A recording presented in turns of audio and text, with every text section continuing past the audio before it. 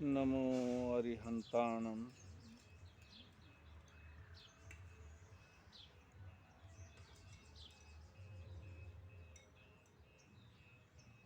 मानव जीवन में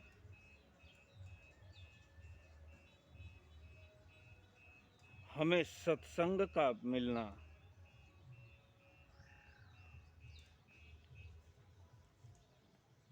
सद्गुणियों का संग साथ मिलना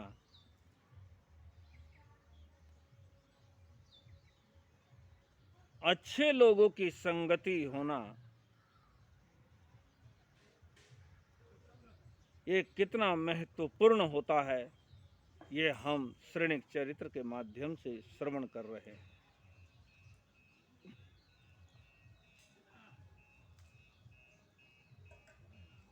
जो श्रेणिक पहले स्वयं मांसाहारी था, अहंकारी था, लेकिन महारानी चेलना का संग साथ मिला तो उसके जीवन का रूपांतरण हो गया।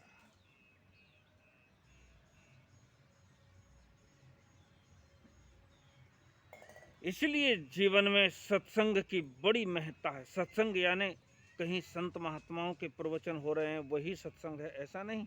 अच्छे लोगों का संग।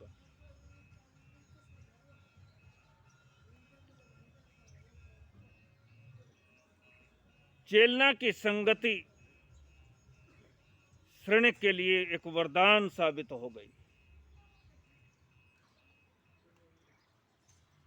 जो स्वयं कभी मांसाहारी था, उसने अन्यों को भी शाकाहार की ओर प्रेरित किया।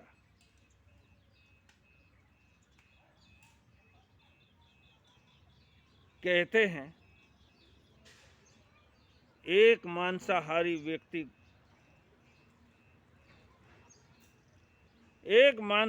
व्यक्ति को अगर हम शाकाहारी के रूप में बदलने में कामयाब होते हैं,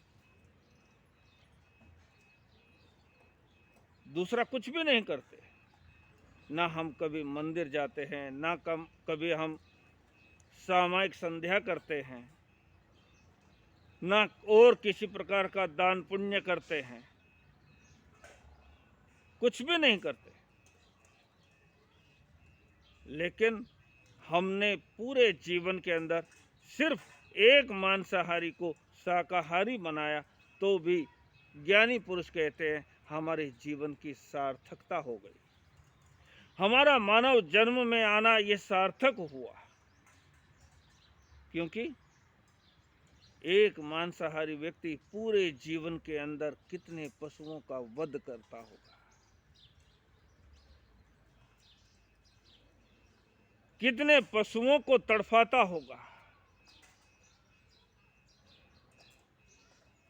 उनको वो अभयदान। अगर मांसाहारी व्यक्ति शाकाहारी बन जाता है तो आगे जो पशुओं का वध करने वाला था, जो पशुओं के मांस को खाने वाला था, उन जीवों को अभयदान मिल गया।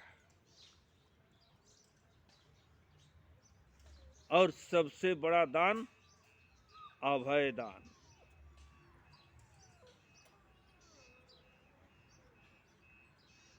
स्वयं धर्म की प्रभावना करने लगा।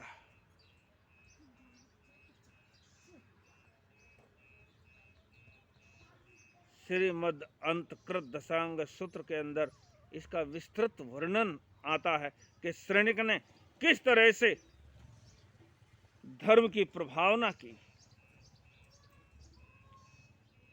अपने परिवार लोगों को, अपने रानियों को, अपने पुत्रों को उसने संयम के महामार्ग पर चलने की प्रेरणा दी। खुद उसने दीक्षा अंगीकार नहीं की। क्यों? क्योंकि उसका निकाचित कर्म बंधा हुआ था। सातवीं नरक में जाने वाली आत्मा यानी श्रेणिक,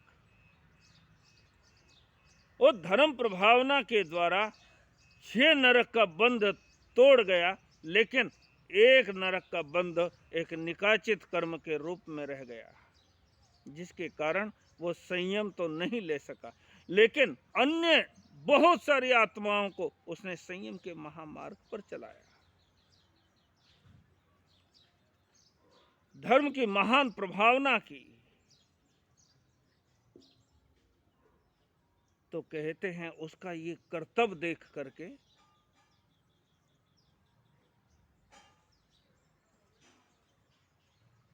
उसकी ये दिनचर्या देख करके, उसके पवित्र भावों को देख करके कहते हैं कि देवलोक के देवता भी उनकी प्रशंसा करते हैं, जो उन्हें धर्म का रास्ता मिला, जो उन्हें सम्यक्त्व की प्राप्ति हुई, जो उन्हें सत्य का दर्शन हुआ, उसकी प्रशंसा देवलोक के देवता भी करते हैं। ये दुनिया तो करती ही है, ये दुनिया तो मस्तक झुकाती ही है। देवलोकों के अंदर भी श्रेणिक के पवित्र जीवन की चर्चा होती है। कहते हैं शक्रेंद्र अपनी सभा में बैठे हुए एक बार प्रशंसा कर रहे थे श्रेणिक की, समकित की, उसकी पवित्रता की। देवा वित्तम नमन संति जस धम्मे सयामण,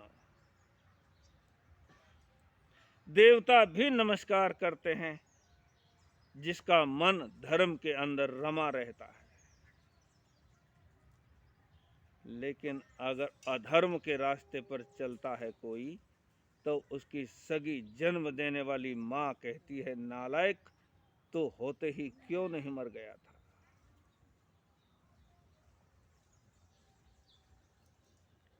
पिता दुत्कार देता है, भाई बहन दुत्कार देते हैं, परिवार के लोग मुंह फेर लेते हैं, और कहाँ इज्जत मिलेगी। अधर्मी जहां भी जाएगा वहां तिरस्कार का भाजन बनेगा।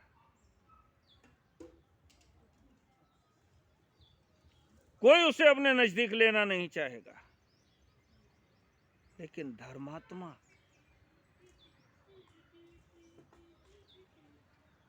कोई संत गांव के अंदर आता है तो पूरे गांव के लोग उसे लेने के लिए जाते हैं, स्वागत सत्कार करने के लिए जाते हैं, उसे वंदन नमस्कार करते हैं।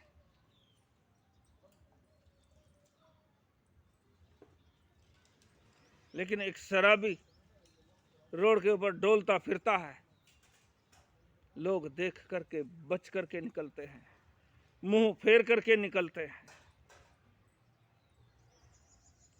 धर्म करने से क्या होता है ये तो हमें प्रत्यक्ष दिखाई देता है।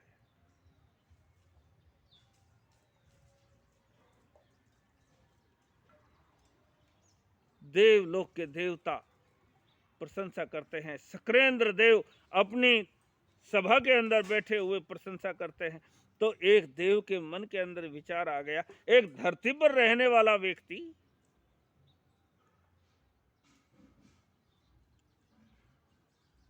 और उसकी श्रद्धा, उसका विश्वास, धर्म के प्रति उसकी भावना, उसके जीवन की अच्छाइयां इतनी कि उसे कोई डिगा नहीं सकता।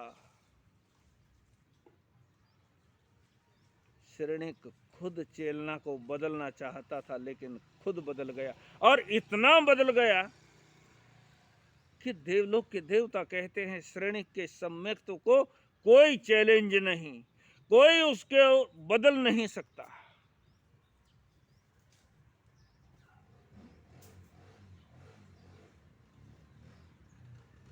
थोड़ा सा लालच अगर हमें धर्म से डिगा दे,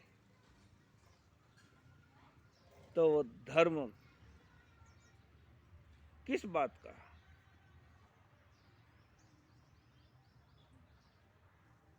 थोड़ा सा क्रोध हमें धर्म से डिगा दे, थोड़ा सा अहंकार हमें धर्म से डिगा दे तो वो धर्म ही कहेगा।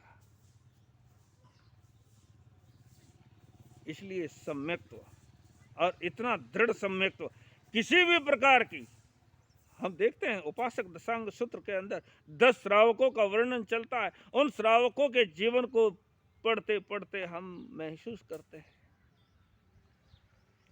गृहस्थ के अंदर रहते हुए कितनी उनकी दृढ़ता। उपासक दशांग सूत्र के अंदर उनका वर्णन आया।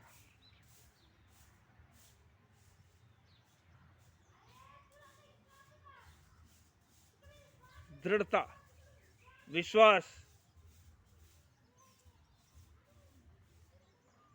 धर्म के प्रति हमारी परिपक्वता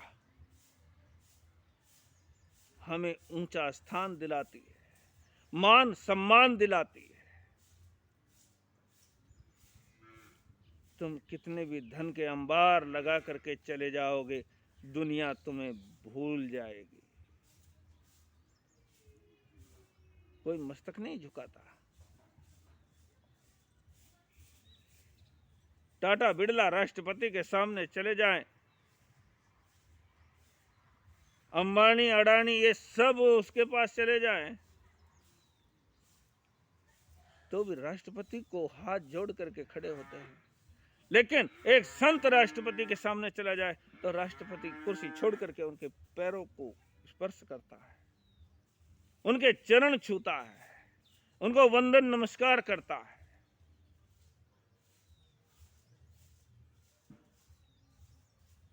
धर्म की विशेषता है, धर्म की गरिमा है, धर्म का सम्मान है, पैसे का नहीं। तुमने कितने अंबार लगाए धर्म के, कोई लेना देना नहीं।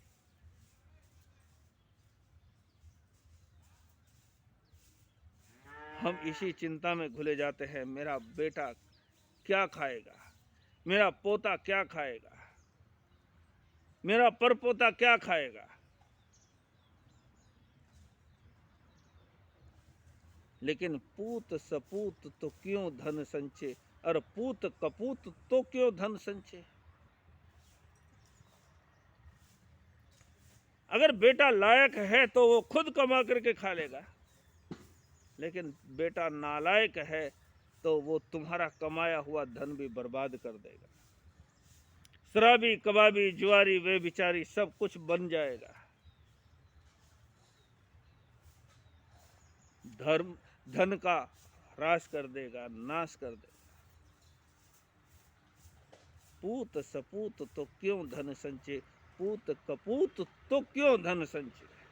किसके लिए मरे जा रहे हो, किसकी चिंता सता रही है तुम्हें? अपनी चिंता नहीं, अपनी 7 पीढ़ियों की चिंता सता रही है।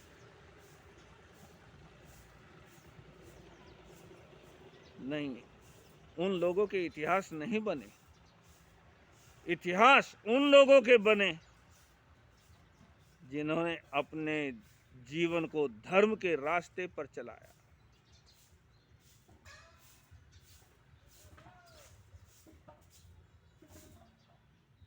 देव के मन के अंदर विचार आया कि धरती पर रहने वाला मनुष्य इतना मजबूत हो सकता है, इतना परिपक्व हो सकता है, असंभव। लेकिन याद रहे, मानव जीवन में ही ये संभव हो सकता है। सिर्फ मानव का जन्म है कि इसमें धर्म के प्रति परिपक्व हुआ जा सकता है, इतना परिपक्व कि देवता भी उसे हिलाने में समर्थ।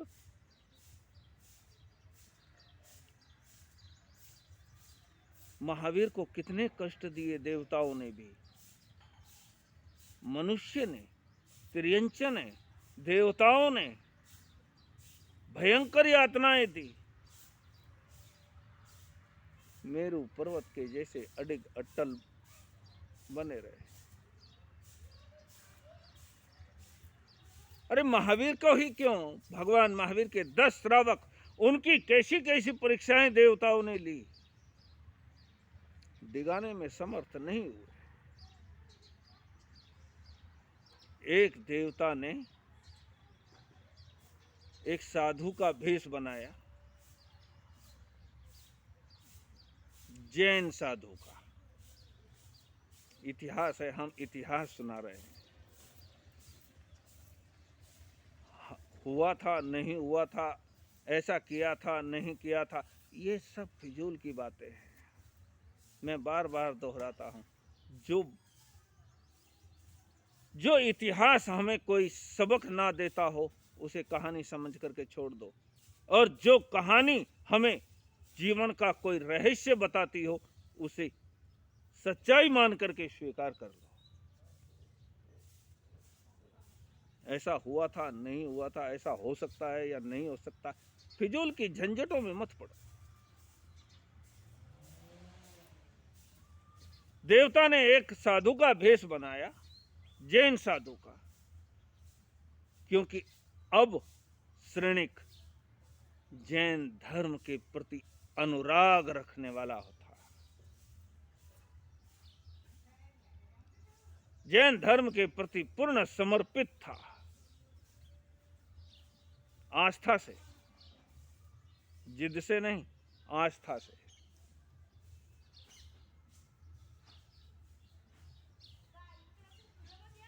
एक साधु का भेष बना करके उसी राजगृही के अंदर आया, जिसके कंधे पर मछली पकड़ने का जाल था। साधु और मछली पकड़ने का जाल लेकर के फिरे।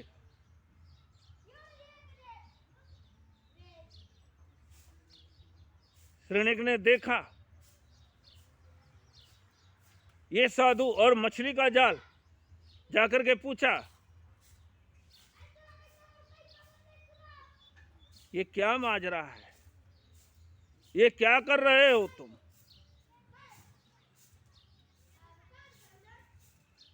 ये मछली पकड़ने का जाल आपके पास,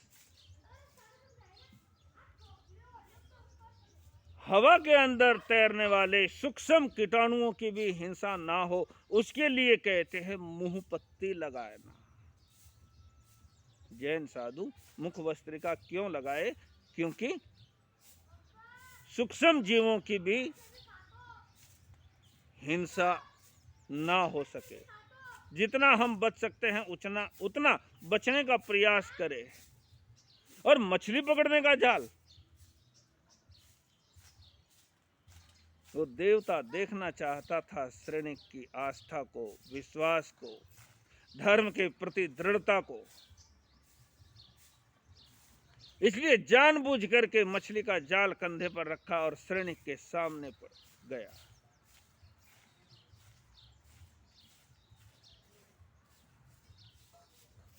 श्रेणिक ने देख करके नफरत नहीं की, गुस्सा भी नहीं किया, क्योंकि जहां नफरत होगी वहां नफरत आएगी, जहां क्रोध होगा वहां क्रोध आएगा। लेकिन श्रेणिक तो अब पूरी तरह से परिवर्तित तो हो चुका था। ऐसे ऐसे श्रावक, जिन शासन के अंदर ऐसे ऐसे श्रावक, साधु तो बहुत, श्रावक भी बहुत, कि जिन्होंने बहुत सारे साधुओं को भी मार्गदर्शन किया।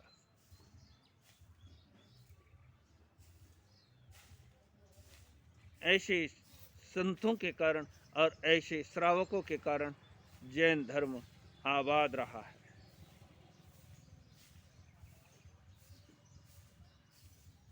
मुनि जी, आप ये क्या कर रहे हैं? मैंने सुना था अपने गुरुदेव के मुख से, कभी कभी सभी संतों को बैठा करके कुछ बातें वो समझाया करते थे।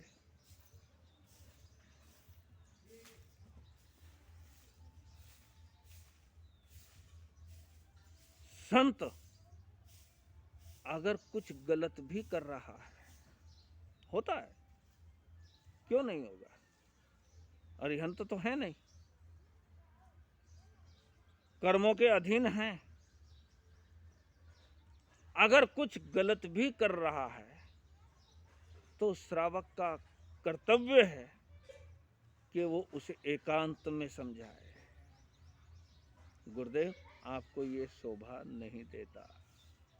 एकांत में कुछ लोग तो प्रवचन में खड़े होकर के प्रश्न उत्तर करने लग जाते हैं, और अक्सर तो ये कि प्रवचन में खड़े होकर के वो दिखाना चाहते हैं अपना ज्ञान, लेकिन घर में उसके बीवी बच्चे नहीं सुनते। घर में बीवी बच्चों से वो तिरस्कार पाता है, लेकिन संतों के सामने, साध्वियों के सामने जाकर के बड़ी डींगे हाँकने लगता है। अगर साधु को हमने देख लिया तो श्रावक का एक कर्तव्य होता है कि वो एकांत में जाकर के उसको समझाने का प्रयास करे। गुरुदेव आपको ये अच्छा नहीं लगता, फिर भी ना माने तो उसके गुरुदेव को, उसके गुरु को जाकर के इशारा करे कि आपके शिष्य इस तरह का आचरण कर रहे हैं जिससे समाज की हानि होती है, उन्हें जरा समझाओ। अन्य किसी को नहीं, चिल्लाओ मत, पत्रिकाओं में, अखबारों में मत निकालो फलाने साधु ने ये किया। और आजकल का मीडिया तो ऐसा हो गया, बटन दबाते खबर फैलती है।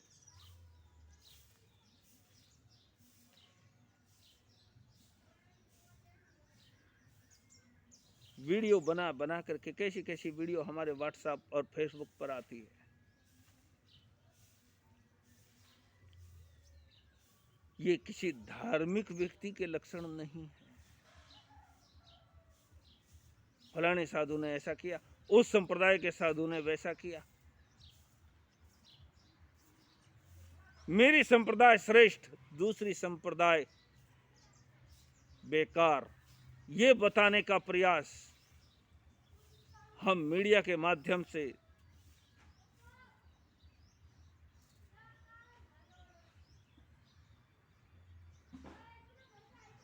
गुरु के पास जाकर के कहे। गुरु भी ध्यान अगर ना दे तो उस स्थिति में आचार्य के सामने जाकर के विनती करे, अहंकार से नहीं, नम्रता से।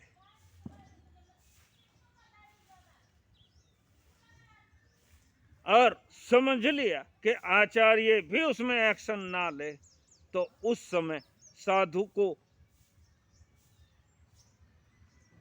भेष उतारने की स्थिति भी अगर आए तो श्रावक को करना चाहिए, लेकिन श्रावक को, ये नखट्टुओं को नहीं।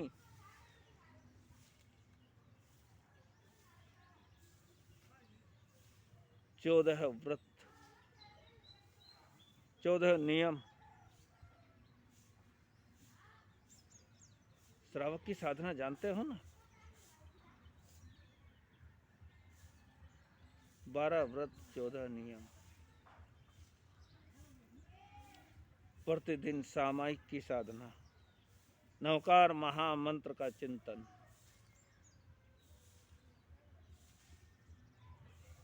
मैंने देखे हैं ऐसे श्रावक जो 8 दिन, पर्युषण महापर्व के 8 दिन वो अपनी दुकान के सामने से भी नहीं निकलते। स्थानक वहीं पर पोषद संवर वगैरह करते हुए अपना 8 दिन का समय निकालते हैं। और ऐसे निखट्टू जो संवत्सरी के दिन दुकान खोल करके बैठते हैं और फिर वो साधु को जाकर के ज्ञान झाड़ने लगे, ऐसे श्रावकों को क्या कहूं मैं। श्रावक का इतना अधिकार होता है, अगर भेष भी उतारने की बात आए तो वो उतार ले।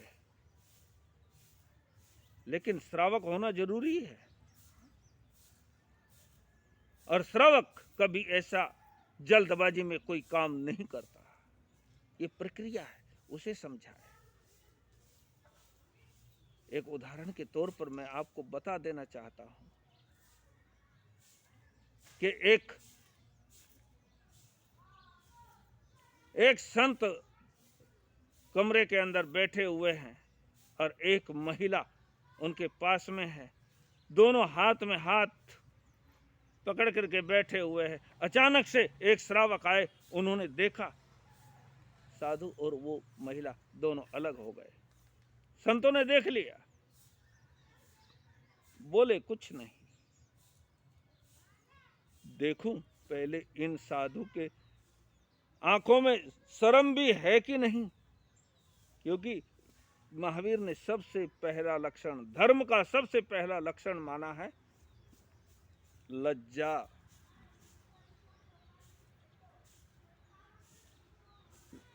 आंखों में शर्म है कि नहीं, ये देखने के लिए श्रावक कुछ नहीं बोले, जैसे देखा ही नहीं, जैसे उन्हें कुछ पता ही नहीं, ऐसा बर्ताव। आए, गुरुदेव सुख साता है, वंदन नमस्कार किया। साधु बड़े लज्जा से दबे जा रहे हैं। श्रावक ने मुझे देख लिया, लेकिन श्रावक तो वंदन नमस्कार करके चले गए वहां से। तो कहते हैं साधु लज्जा के कारण इतना दबा जा रहा कि उसने कठोर तपस्या शुरू कर दी।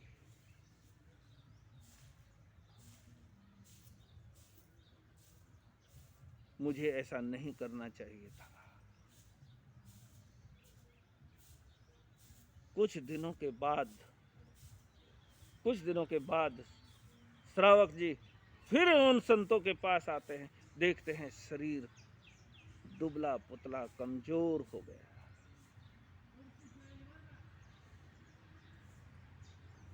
गुरुदेव क्या बात है? साधु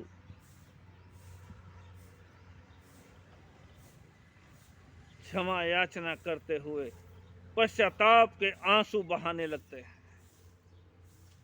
श्रावक जी, आपने मेरा वो दुष्चरित्र का दृश्य देखा, लेकिन फिर भी आपने मुझे कुछ नहीं कहा। लेकिन आपके कुछ ना कहने से सब कुछ कह गए। ऐसा भी होता है, हम जरा सी साधु साध्वियों की कमजोरियां ढूंढते फिरते हैं और फिर उनकी वीडियो बनाते हैं, बड़े बड़े लेख लिखते हैं और मीडिया में प्रसारित कर देते हैं। ये धर्म विरोधी लोग होते हैं,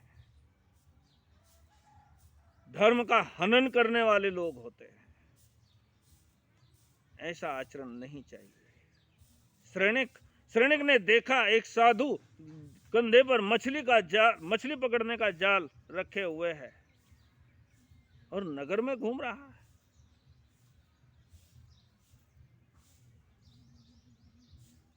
ये क्या मामला है? साधु कहने लगे, राजन, ये तो आज मुझे थोड़ी देर हो गई, लेकिन मैं अकेला ही थोड़े ही हूं। महावीर के 14,000 साधु यही कर रहे हैं। रोज मछलियां पकड़ने के लिए जाते हैं। श्रेणिक कहने लगे, आपको लज्जा आनी चाहिए, आपको शर्म आनी चाहिए। महावीर के प्रति आप इस तरह की बातें कहते हुए तुम्हें शर्म नहीं आती? महावीर के साधुओं के प्रति तुम इस तरह का लांछन लगा रहे हो, तुम्हें शर्म नहीं आती?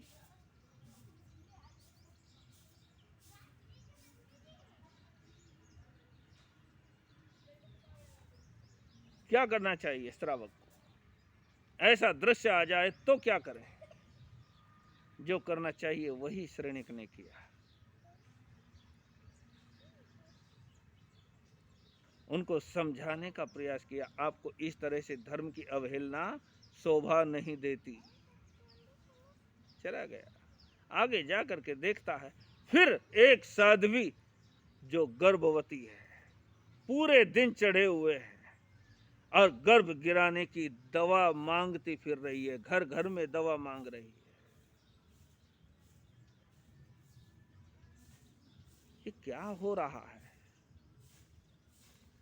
अगर उस समय हम उनके सामने होते तो हम क्या सोचते? ये साधु ऐसे होते हैं, ये साध्वियां ऐसी होती है। जरा सी ठोकर लगी कि गिर गए।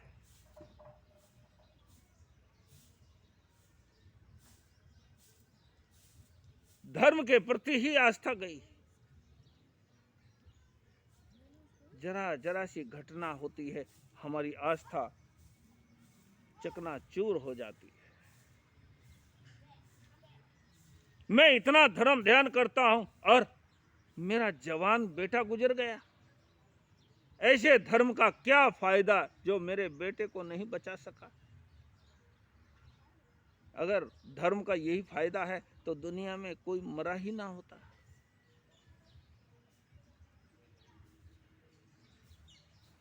धर्म क्या होता है?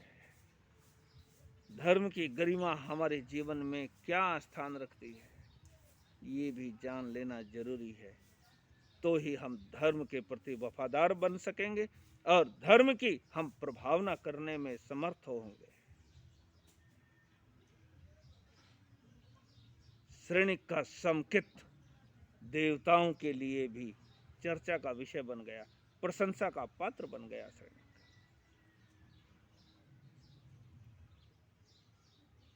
आगे का प्रसंग समय पर। ओम शांति।